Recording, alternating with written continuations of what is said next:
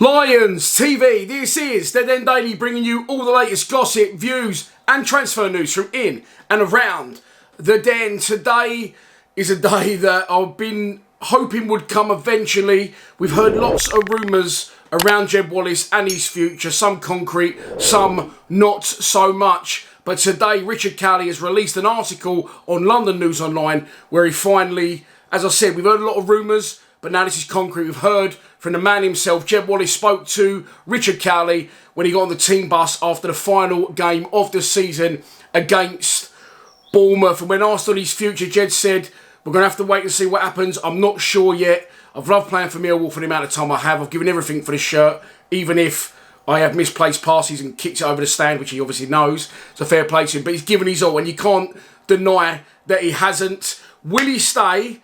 Personally, I don't think so. Personally, I think that his time is up at the club. That game against Bournemouth, when he came out on his own at the end to clap the fans, that definitely looked like a goodbye to me from Jed Wallace. And he said in the article as well that he was choking back tears.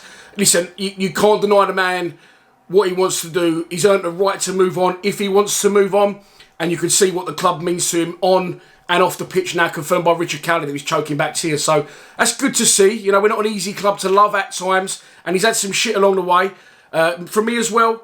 But as I said, I always knew that he's at that next level of player, and I want him to give everything, and I know there's more in there from him. You know, at times we've relied on him too heavily, and I think if he does move on, he won't have that burden on him, and he could thrive, you know, not having to try and do something spectacular every single time he gets the ball. Let's go back to the beginning. Of course, Jed Wallace was offered a new contract by the club at the start of this season, I believe it was, and he turned it down. He said, "I will stay, but that's not what I want. I want a little bit closer." You know, they need to meet closer in their margins to what he wanted, them a couple miles away, apparently. What's he on at the club? I would guess around 15 grand a week. I don't know that. That's just a rough guess from me. And I would imagine he wants something around the 20 mark. He has said he wants to play in the Premier League with our club, and he alluded to that again in the article with Richard Cowley. He said, "I've been here for 5 years. I've given it my all." So as we know, and as I've already said, I don't think anyone's going to begrudge him moving on. But where will he go? And could we potentially keep him? Because let's not forget now, Conor Mahoney's left the club, Alex Pearce has left the club. So Mahoney was on a fair whack, I believe. So that's definitely freed up some wages. So some of our fans may be asking, why don't you just take some of the Mahoney wages and whack it onto Jed, give him what he wants. He's 28 years old now, so if he does stay, I think he'll finish his career at Millwall.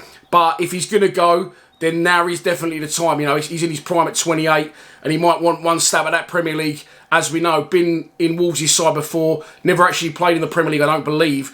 So he might want one final stab at it, or he might be going abroad. And of course, I'm talking about Turkish club Beşiktaş. That was the rumour that started sort of midway through the season, absolutely out of nowhere. Sky Sports News went with the headline that Jed had signed a pre-contract agreement with Turkish club Beşiktaş. Now, I don't think Sky Sports would put that out there unless it definitely had weight behind it. And as now we know he's run his contract down, then, you know, there's definitely, you know, put two and two together. You do the math. Also, of course, Forest threw their hat into the mix. Nottingham Forest were interested in buying him. Apparently did bid, but they were miles off our valuation. I believe that to be about 1.5 million, I think it said in the press at the time, which of course is nowhere near what we value, Jed. And as we always know, we undersell our players to clubs, you know, big players, other than George Savile, of course, we got an absolute fortune for. I'm talking, of course, you know, about the Tim Cahills of this world. Got sold on to Everton for something silly like 1.5 million and went on to have a fantastic career in the Premier League. So, Forest are in the mix. There is rumours, of course, he's waiting to see how Forest get on in the playoffs. They face Sheffield United